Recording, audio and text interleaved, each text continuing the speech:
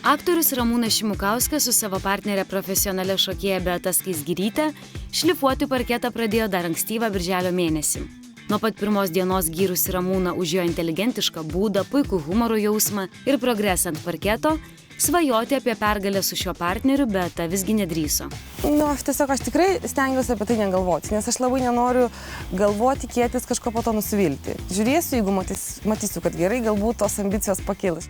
Tikrai gali šokti, aš taip manau.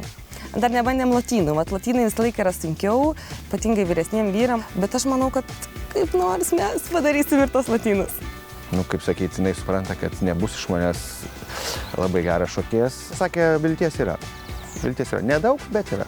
Didelių ambicijų laimėti šokių projekte ar kažkam kažką įrodyti nuo pat pirmų dienų nekėlė ir pats Ramūnas. Pasak jo, tegul tą daro jaunesni. Tiesą sakant, aš visą laiką į tai žiūriu labai paprastai ir apskritai į visus tokius iššūkius. Kažkada vaikystėje esu matęs cirke Meška važiuoja dviračiu. Tai aš galvoju, jeigu Meška gali dviračiu važiuoti, tai kodėl aš negaliu šokių šokti? Kokius, manau, mėnesiuką pusantro mes pakovosim. Vis dėlto repeticijų salėse aktorius prakaitą liejo kibirais, bet pasak Ramūno tik dėl savęs. Seniai sakiau, kad reiktų kažkaip save priversti į sporto klubą gal nueiti ar kažką, nes, sakyt, formos prarastos negrįžtamai, bet, Beata sako, kad po vasaros gali būti kai kurios formos, taip sakant, sugrįžti. Tai aš čia dėl savęs, kaip sakant, lavinimo, tik tai dėl to.